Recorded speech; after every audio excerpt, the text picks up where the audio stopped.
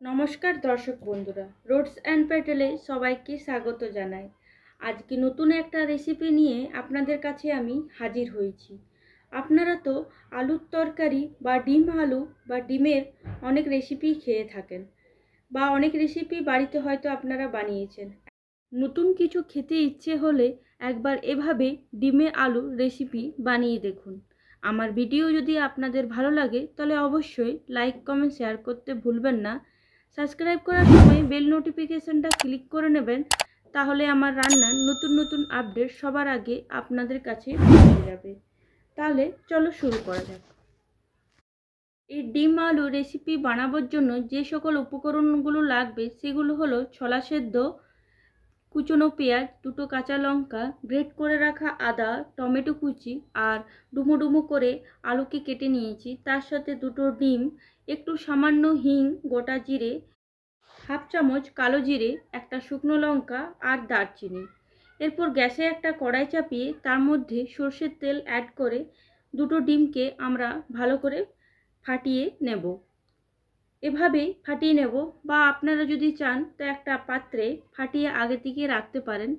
এভাবে দুটো ডিমকে ফাটিয়ে নেব। তারপর ওপর থেকে একটু লবণ অ্যাড করে ভালো করে ডিমটাকে হাই ফ্লেমে আমরা নাড়াচাড়া করে ভেজে নেব।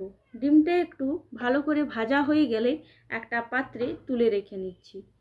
এরপর গ্যাসে ওই কড়াইয়ের মধ্যে আমরা শুকনো লঙ্কা, দারচিনি, গোটা জিরে সব কিছু অ্যাড করে তার মধ্যে গ্রেট করে রাখা আদা আর কাঁচা লঙ্কাটা দিয়ে খুব ভালো করে নাড়াচাড়া করব। এরপর ওপর থেকে একটু হলুদ আর একটু Kashmiri red chilli powder add করে আলুটা আর ছোলাটা এখানে দিয়ে দেবো। কাশ্মীরি রেড চিলি পাউডার আর হলুদ গুঁড়োটি এই কারণেই আগে অ্যাড করলাম, তাহলে তরকারির কালারটা খুব ভালো আসবে। এ রান্নার জন্য খুব একটা বেশি তেল লাগে না, কম তেলে রান্না হয়ে যায়। এরপর কুচনো রাখা পেঁয়াজটা অ্যাড করে দেব। পেঁয়াজটা খুব ভালো করে নাড়াচাড়া করে ভেজে নেব। পেঁয়াজটা আমাদেরকে খুব গোল্ডেন লাল করে ভাজার দরকার নেই, তাই পেঁয়াজটা আমি আগে অ্যাড করিনি। আপনারা যদি চান তো পেঁয়াজটা আগে অ্যাড করে তারপর আলুটা অ্যাড করতে পারেন। এরপর টমেটো অ্যাড করে দেব, নাড়াচাড়া করে লবণ দিয়ে দেব যাতে টমেটোটা গলে যায়, এই কারণেই লবণটা অ্যাড করছি। এরপর আবার খুব ভালো করে নাড়াচাড়া করে নেব। দেখো বন্ধুরা, টমেটোটা আমার প্রায় গলে এসছে। এবার এখানে কিছু মশলা অ্যাড করব, যেমন 1 চামচ ধনে গুঁড়ো আর 1 চামচ জিরে গুঁড়ো অ্যাড করে আবার খুব ভালো করে আলুটাকে আমরা কষিয়ে নেব। এখানে আমাদের জল দেওয়ার প্রয়োজন নেই, তাই জল দিইনি। ভালো করে কষানো হয়ে গেছে আমার। এখানে জল ইউজ করব, আমি এখানে গরম জল অ্যাড করলাম।